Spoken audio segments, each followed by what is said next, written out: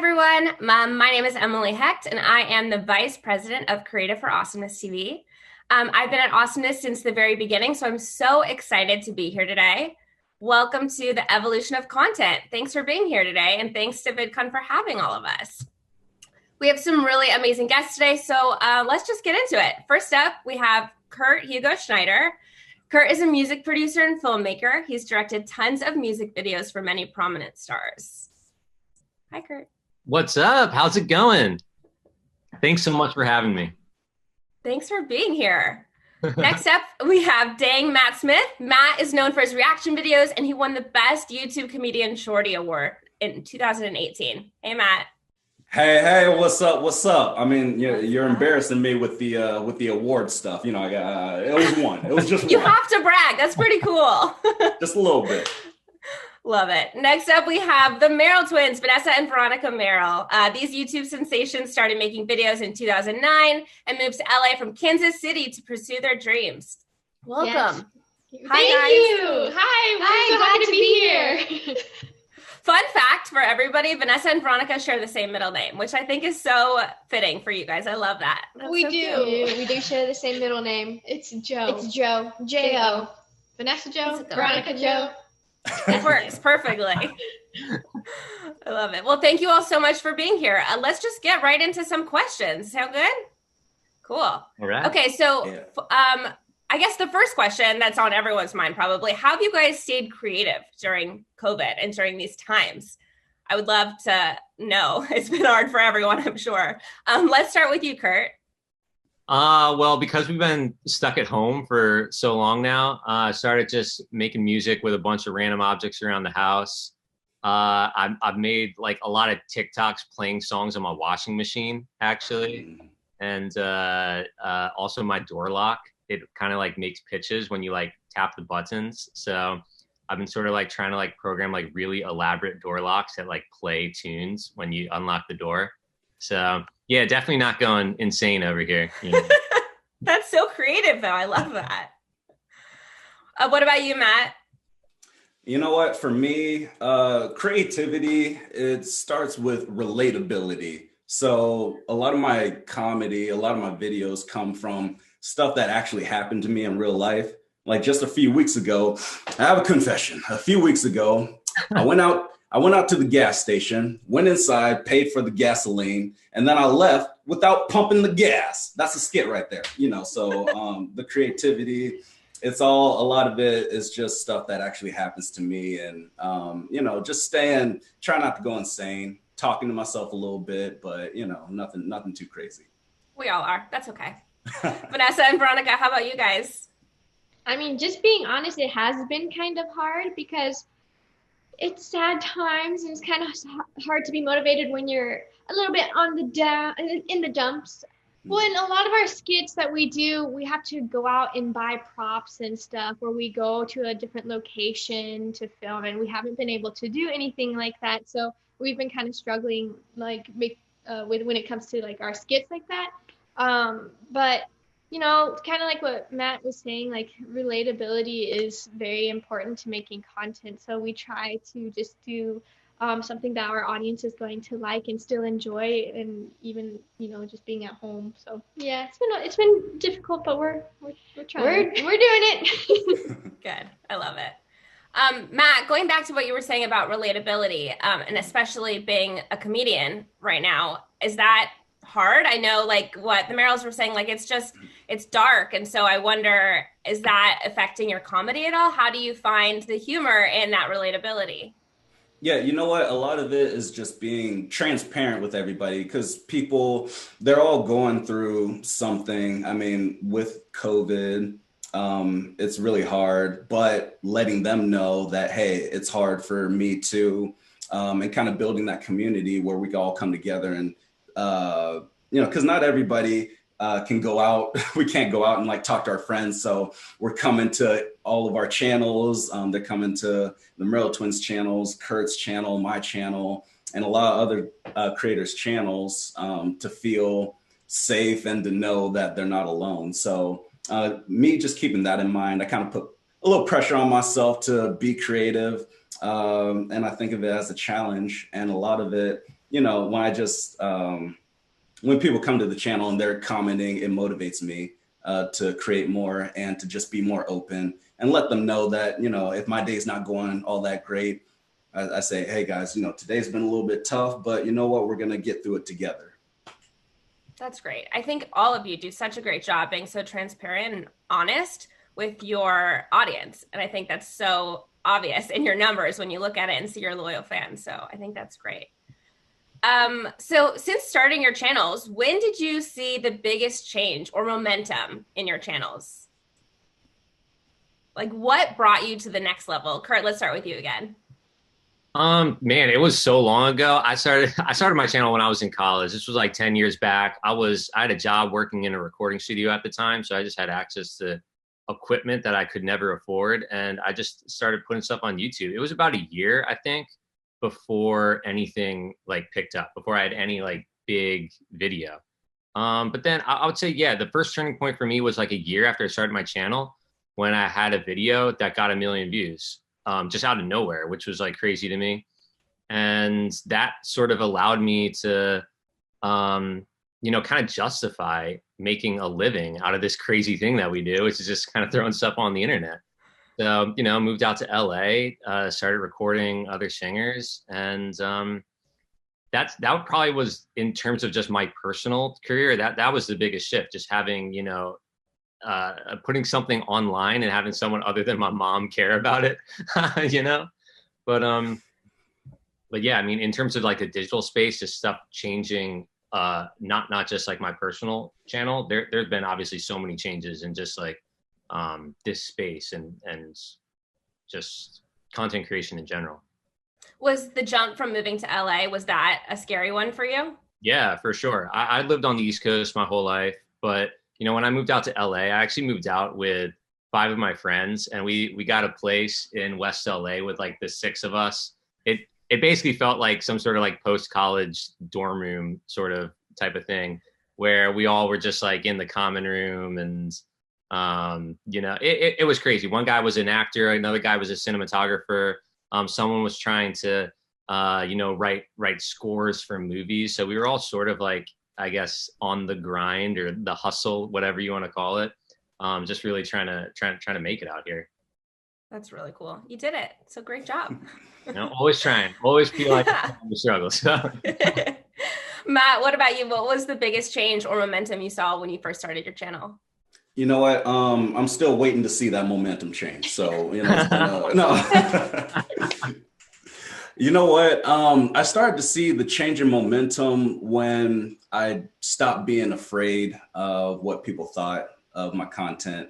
You know, when I first started out, probably just like Kurt, the first year, it's kind of like, you know, you're dipping your toes in the water and you're really feeling it out, trying to figure out, hey, what's going on? How am I, you know, trying to find your way on YouTube and trying to find your voice and, you know, what style best fits yourself and your personality.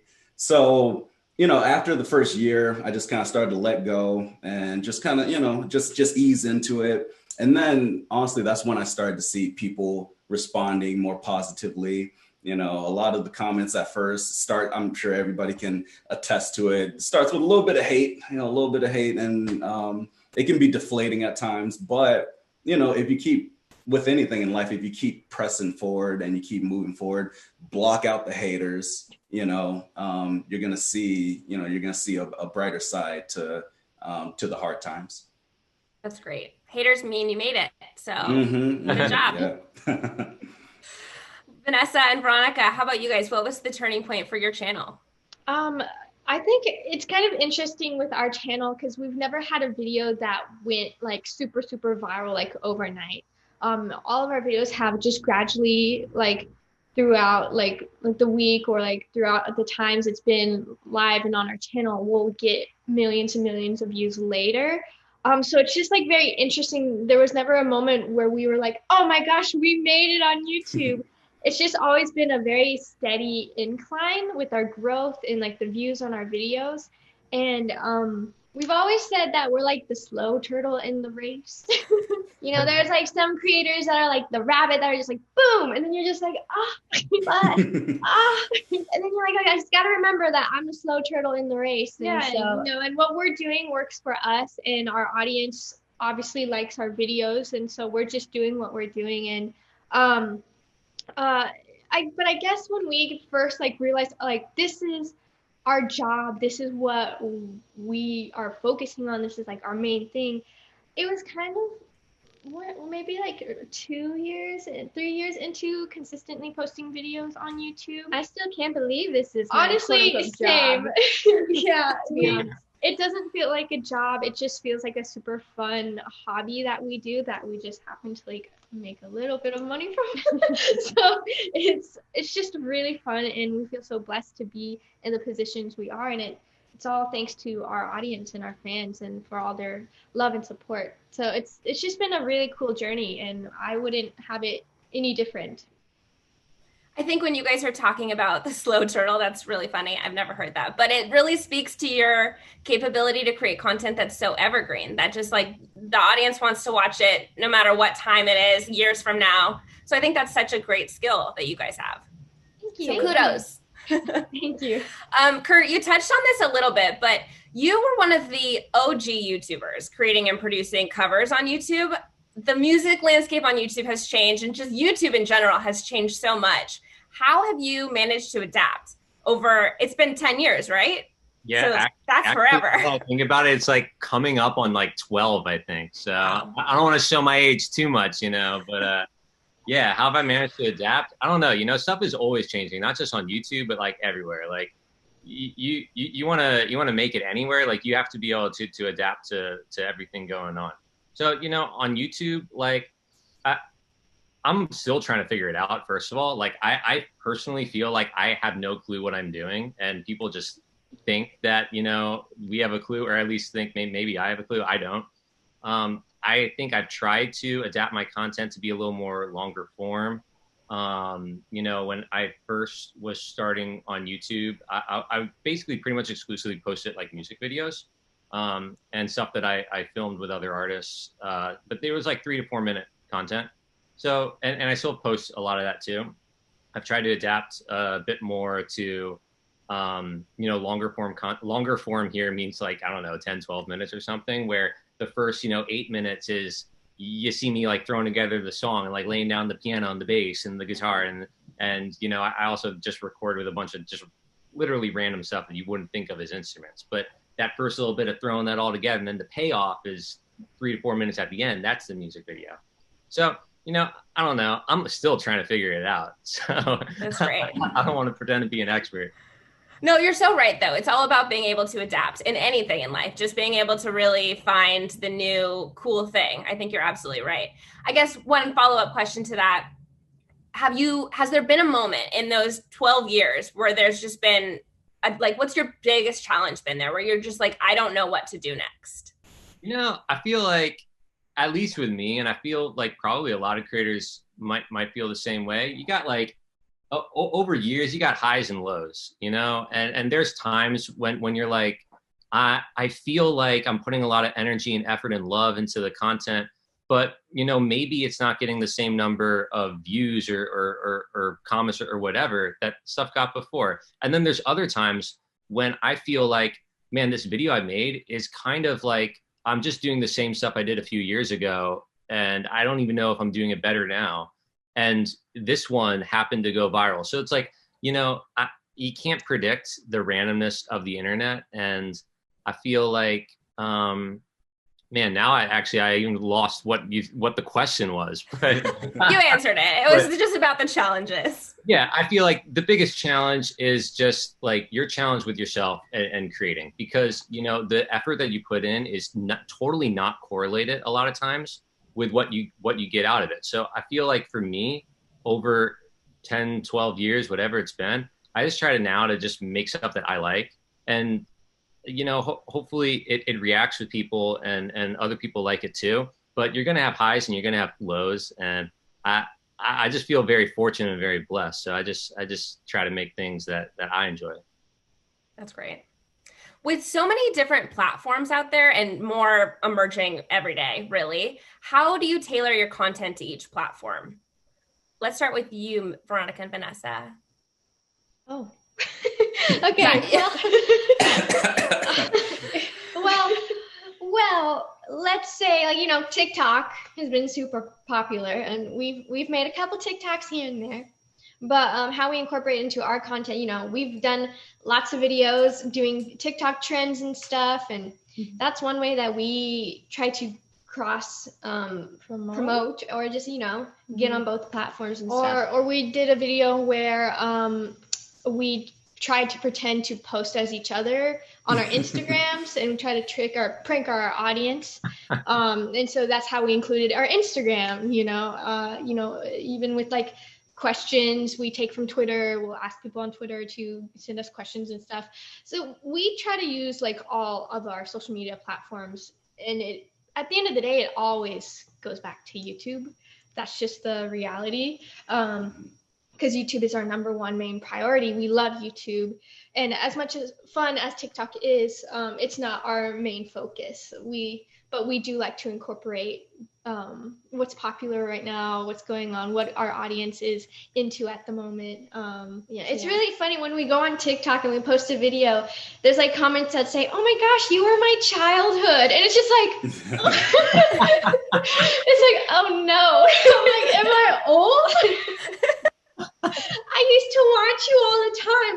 Why don't you watch me anymore? Why don't you watch us now? What happened? That's amazing. I don't know if we answered your question. You answered it. It was beautiful. Great job. Matt, how about you? How do you tailor content for each platform? And also, how do you find the time to dedicate content to each platform?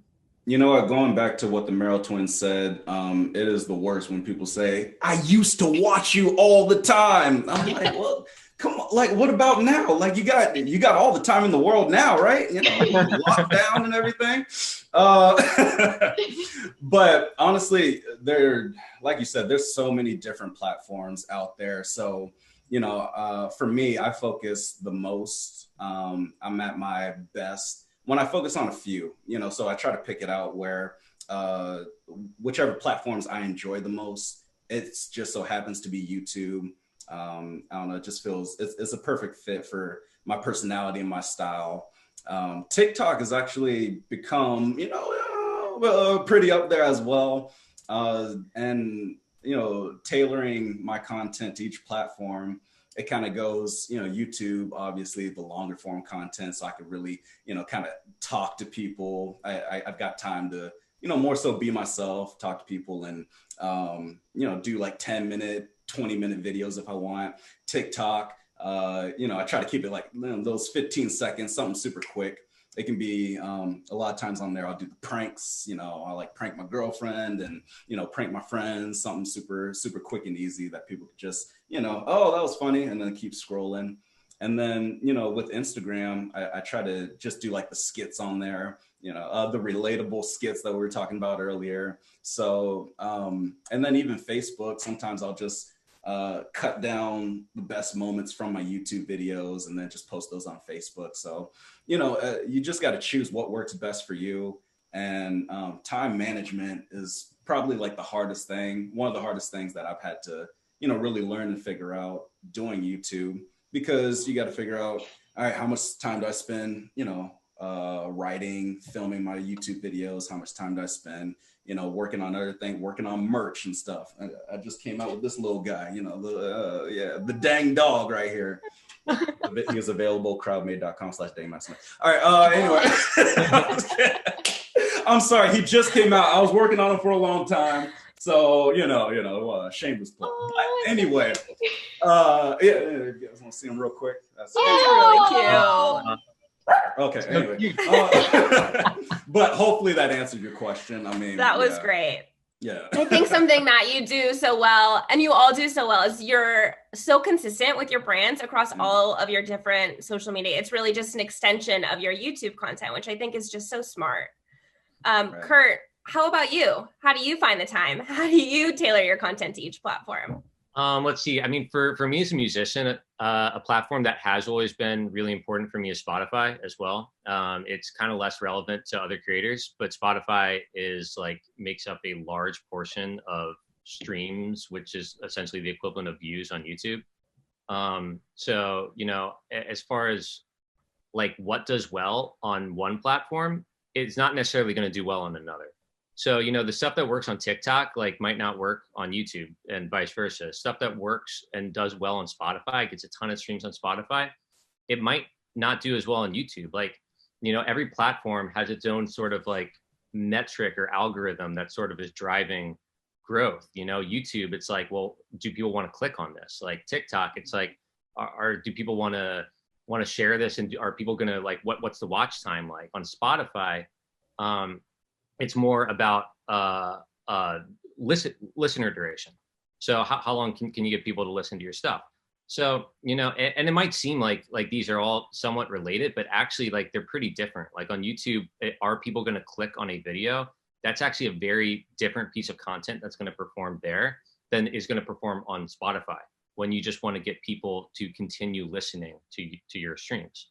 So, as far as how do I divide the time, obviously it's I think with all of us creators, if something is working, we're going to put more time and energy into there. So, in some ways where you put the time kind of decides itself based on, the audience reaction and just what, how much you're sort of getting in terms of response from these various platforms. So, I don't know. Nowadays, it's probably like, I guess YouTube is still larger than any individual one other place in terms of time spent. But I would say there's a lot of platforms that just sort of pull your focus, And for me, Spotify, TikTok, some other ones, a whole bunch of stuff thrown in there.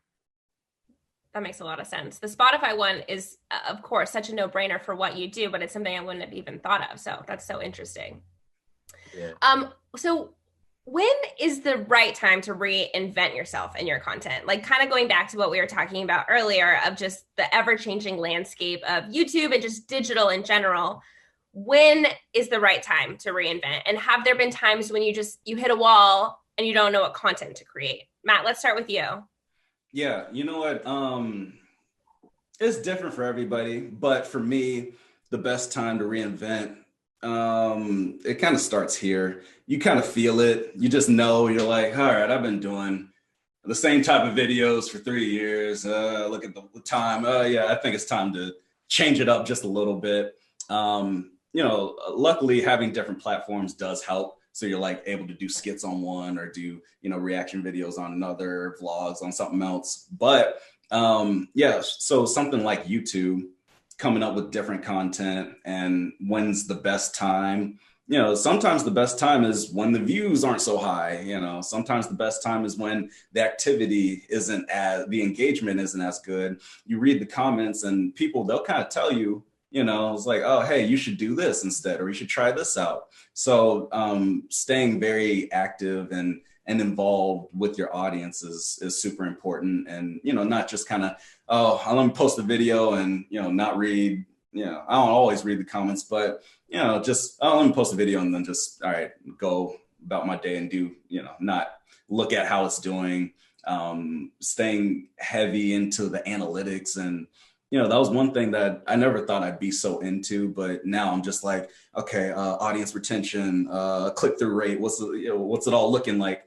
So a lot of that plays a part. And then, basically if the videos aren't doing as good as I want them to, or as they should, or if I'm just kind of feeling like, oh man, I might be burning out, then, change it up and just be open with the audience, be transparent with them and say, hey guys, I've been doing the same thing for a while. I want to try something else out. Comment down below. Let me know what I should try out, what I should do. And they'll be honest with you. They'll be fair. And it'll work out. That's great. One of my favorite things about YouTube is that you can get such immediate, direct feedback from your audience by the comments. It's the best. Being able to just cater your content to what they want to see is just amazing. It's exactly. Great.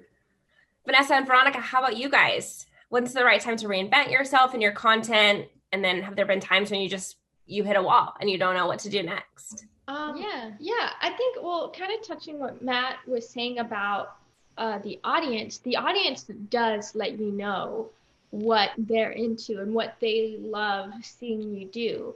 And so, we also live stream on YouTube. We have our own live streaming channel. And even on that channel, we're getting ideas and recommendations and of what our audience wants us to do on our main YouTube channel. And so I guess throughout the years, we've always done like the skits and stuff. But I think we've just changed when it comes to like trends, what's popular. If you stay the same and you don't adapt to, what's going on, what's popular and what people like, then you're not going to grow. Yeah. I think one thing that we've always done for our channel, we've always pushed ourselves to do better than what we have done in the past. Like even right now, we could be doing better. But because of COVID, we can't really do certain things. But like one way we started being better than what we were previously doing was when we started doing our series, when we hired a full production team to help us make this series. Like we've done a couple series on our channel. And so for me, that's the answer of reinventing ourselves, is just pushing ourselves to do higher quality content than what we have been doing, because ultimately that's what we want to do. We've always wanted to act, but we can't get acting roles because traditional media doesn't really believe in YouTubers. So we'll give ourselves the opportunity. Yeah. And it's just kind of crazy, all of that. But like what she was saying, we just push ourselves with the quality of our content. We just want to put the best high quality content out there. So like our series Prom Night, that was us very pushing and reinventing of like what we can do on our channel. Yeah. And we want to do a lot more series like that, where it's like Netflix quality stuff. Yeah. And so when we're feeling like we need to do another series, like that's when we feel like we should start pushing ourselves to do something like that. But creator burnout is a huge thing that a lot of YouTubers face. And I think with us, when we've felt anytime we've felt burnout or anything, the difference with us is we have each other. So one of us is probably creative while the other one is being like, and it happens. It like switches off and on. Well, hold on. Okay, whatever.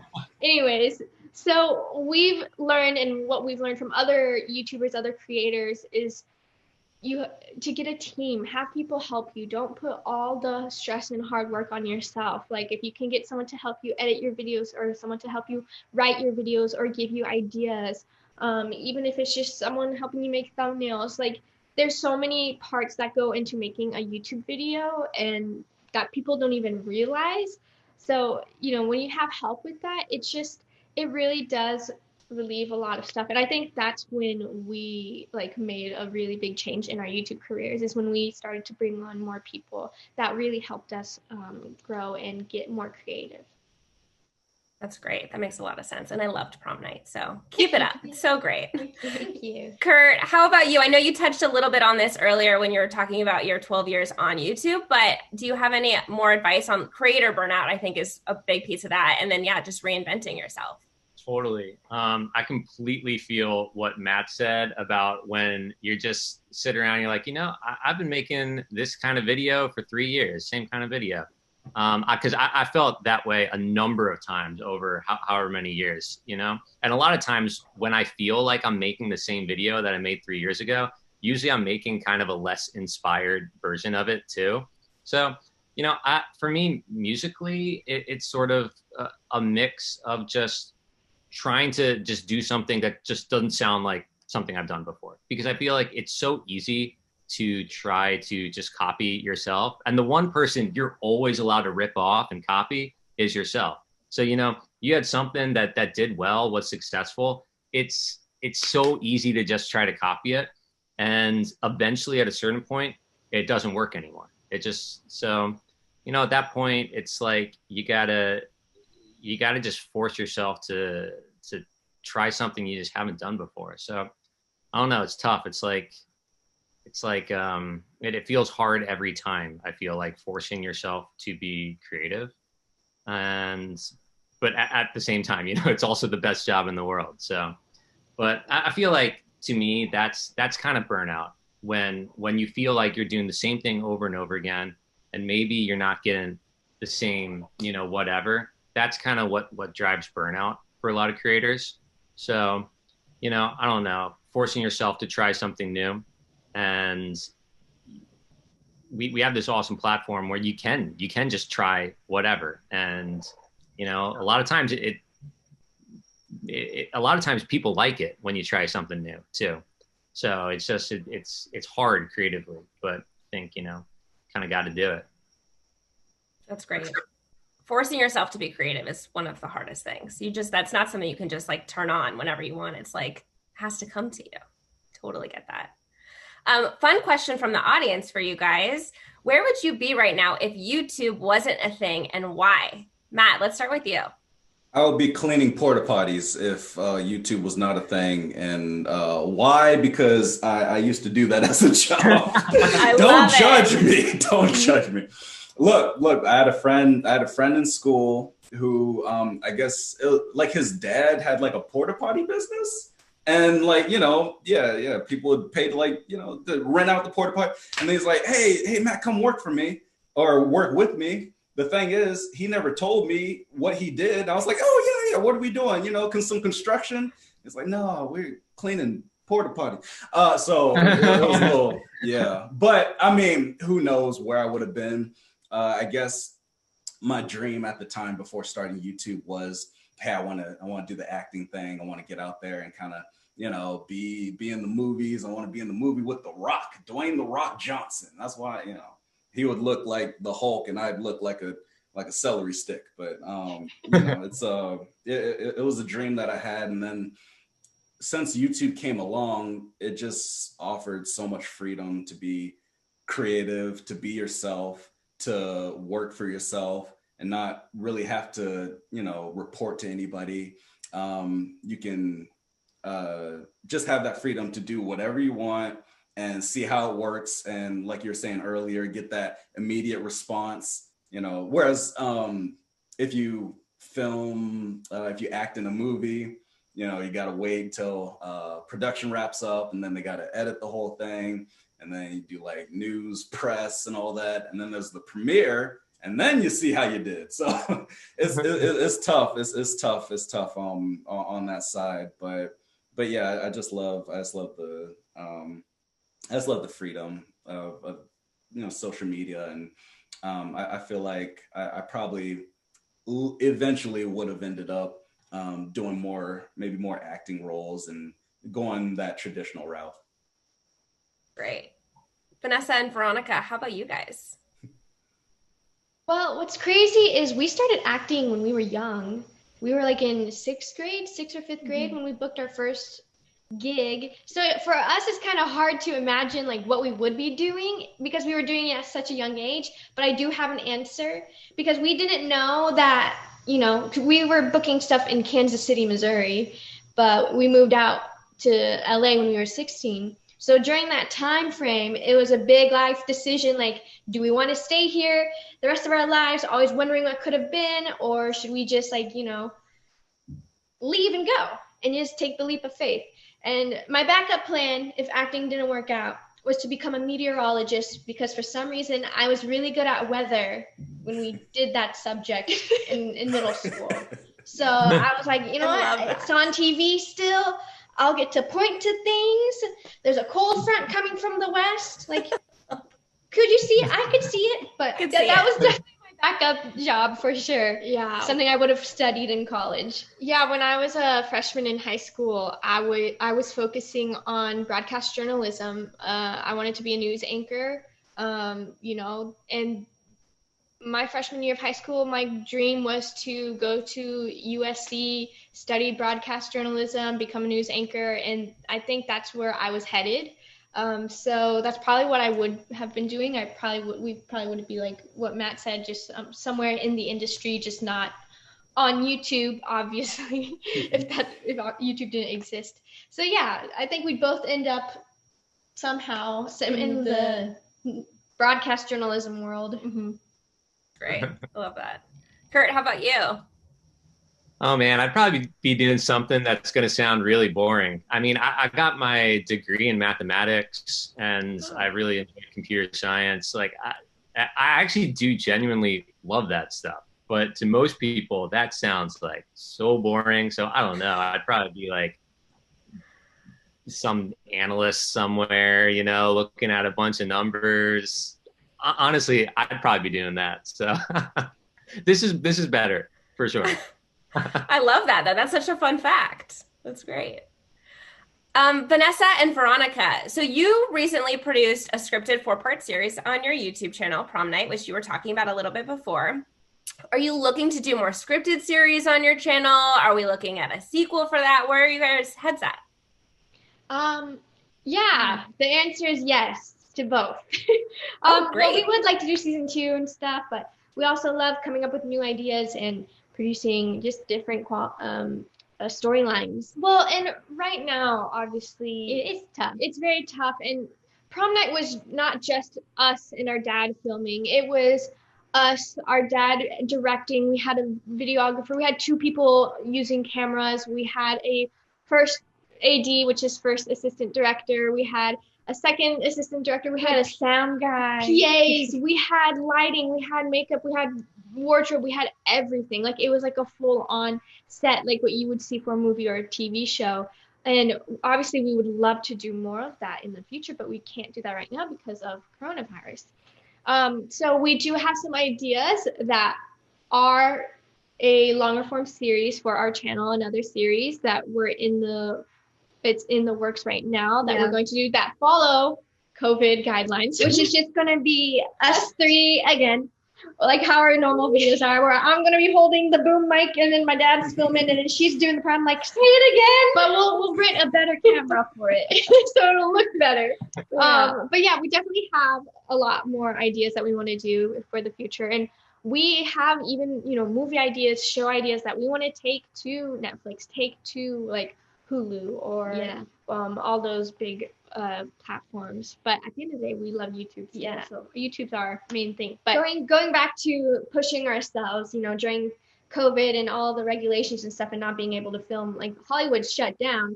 So I think what we're trying to do is to figure out a way to create the best series with the least amount of people. Love it. Let me know if you figure it out. That's the goal. And I think we'll figure it out, but we'll see. That's great. I can't wait. I'm looking forward to that. Another question from the audience that's a fun one. How are you guys able to handle stress when you have to stick to a certain schedule and when you have to deal with drama in your own personal lives? So, Kurt, let's start with you on that one. How do we handle stress? I feel like I just, for some reason, I think of myself as a reasonably chill person.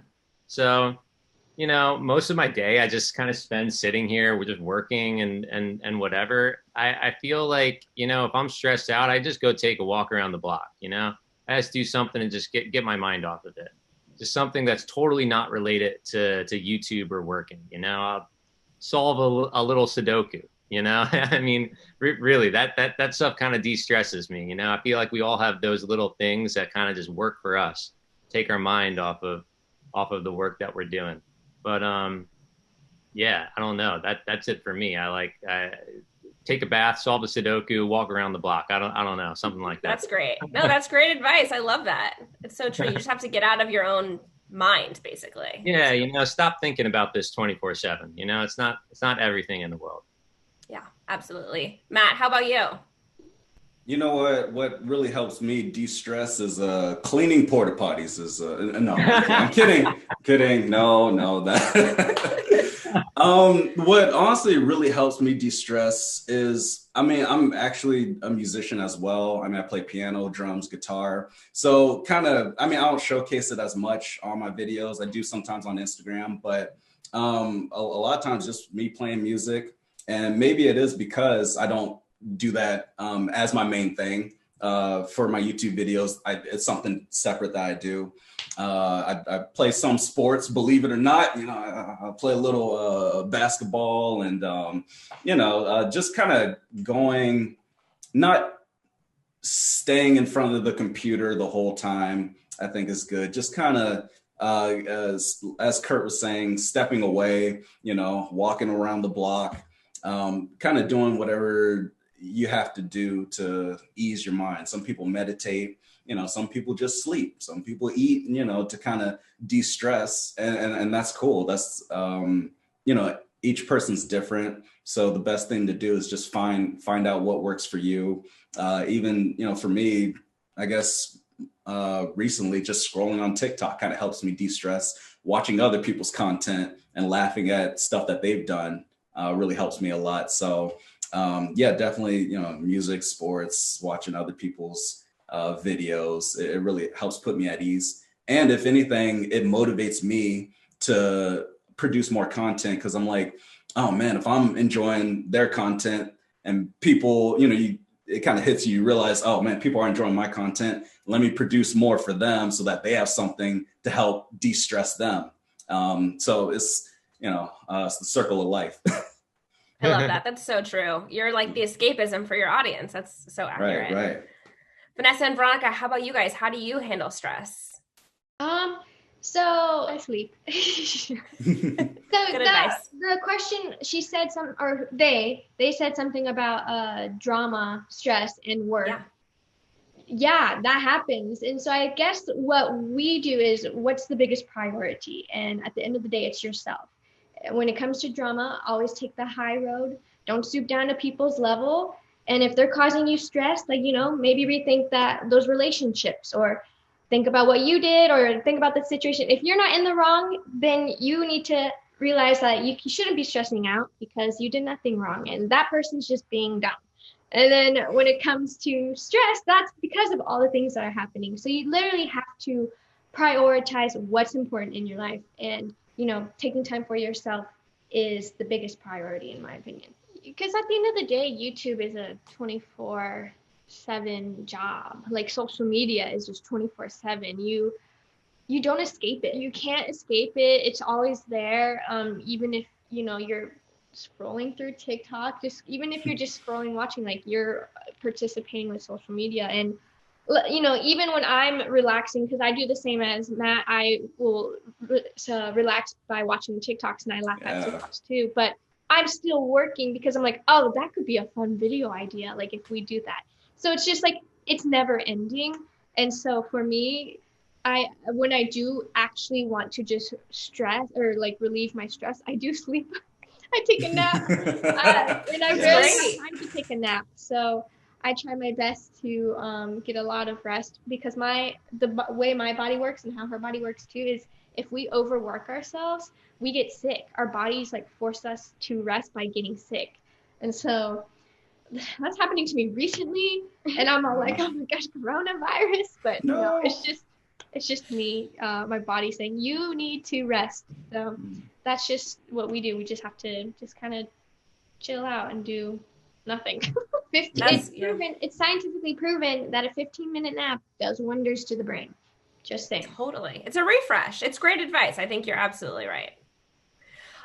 Okay, our last question, guys. So sad, but what does the future hold for your content? What would you like to do next? Kurt, let's start with you.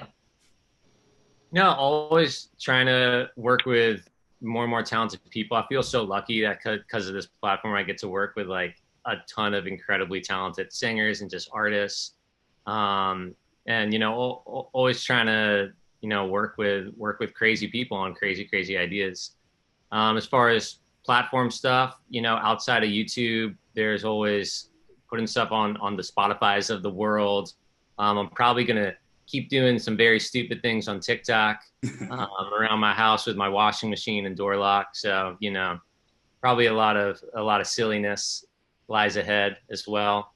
But, ultimately, I try to have fun now. Just take it, one project at a time and do things that I really enjoy. So, I think that's probably one of the most important things. Great. I look forward to the silliness. I love that. Matt, how about you?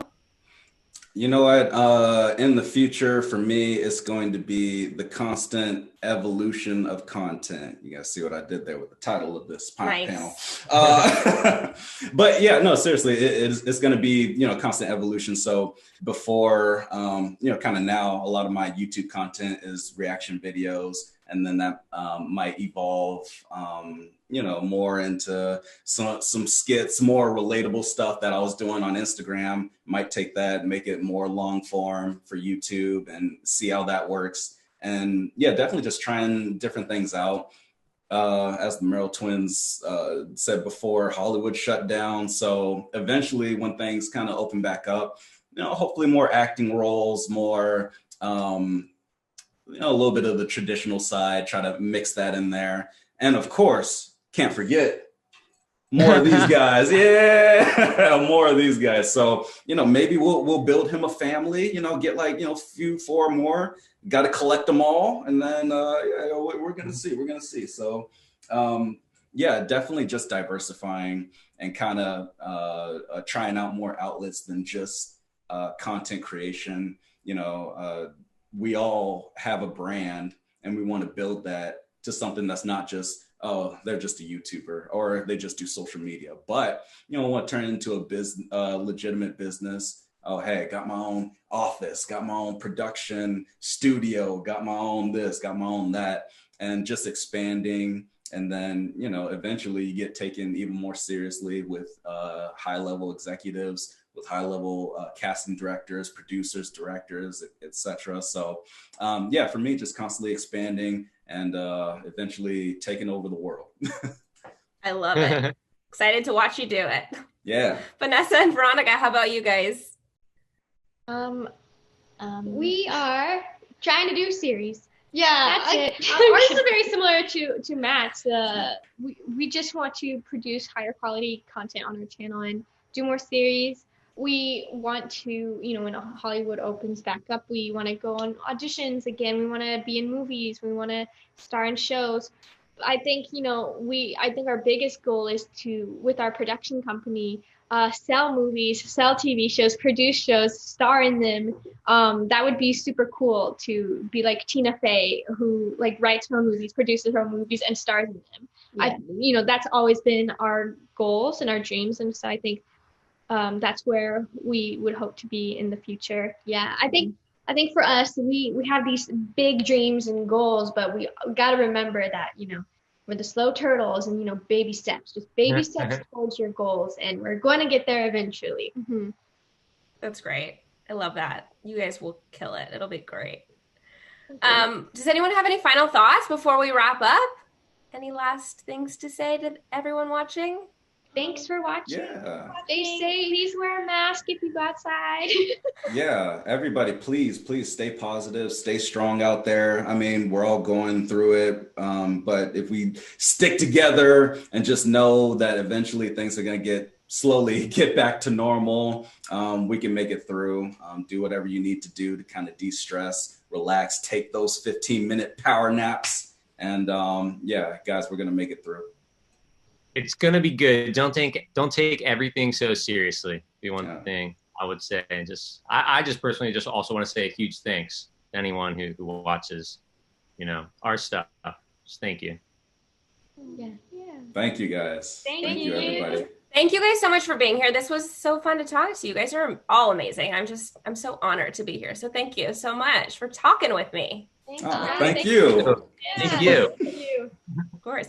All right, cool. Well, thank you guys so much. Thank you for being here. Thanks to Kurt. Thanks to Vanessa and Veronica. And thanks to Matt. And thanks for everyone watching. See you guys later.